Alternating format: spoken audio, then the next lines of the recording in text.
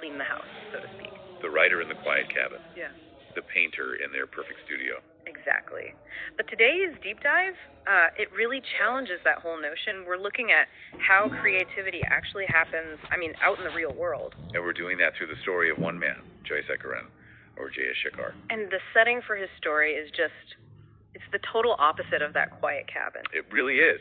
He's in the Po district in the Republic of India, and the source material calls him an invisible trained transactional analyst. Okay, I have to stop you there. That is quite a title. What does that even mean? Invisible trained transactional analyst. Well, it's a crucial detail. Transactional analysis is it's a theory of psychology. It's all about understanding why people do what they do, their social interactions, their ego states. So he's trained to see these really deep layers of human behavior. Precisely. But here's the thing. At the time of this story, his day job was working as a security guard in a place called Manikaram. Wow. That's a huge contrast, isn't it? This high-level analyst inside, but the external role is so rigid. A guard at a gate. And that's where the tension is. This inner world and the outer reality, and then at one very specific moment, something just snaps, or maybe releases.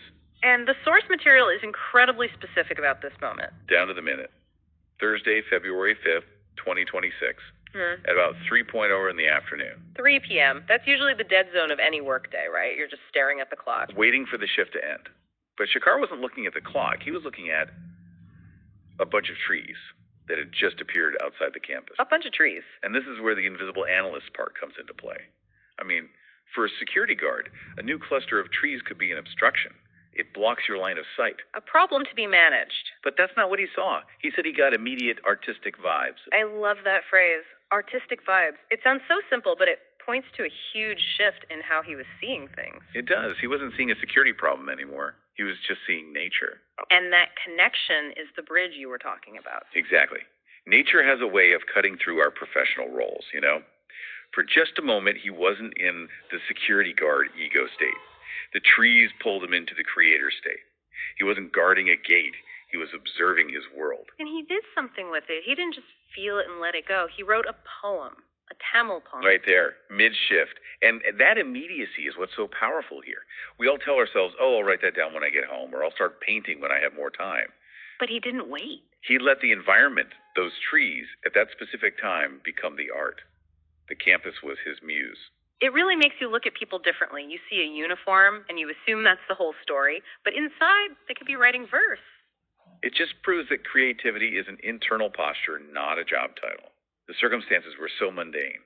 But his internal reaction, was poetic. He was just open to it. So the real takeaway isn't just that a security guard wrote a great poem. It's that inspiration is basically all around us, all the time. Even in the middle of a boring shift. If you're actually willing to pay attention. He didn't need a better view. He just used the one he had. Which really brings it back to you, listening right now. If Shekhar can find artistic vibes in some trees at 3 p.m, what ordinary thing are you walking past every single day that might be hiding something extraordinary? And are you willing to stop for a second and just look? Something to think about. Thanks for diving in with us.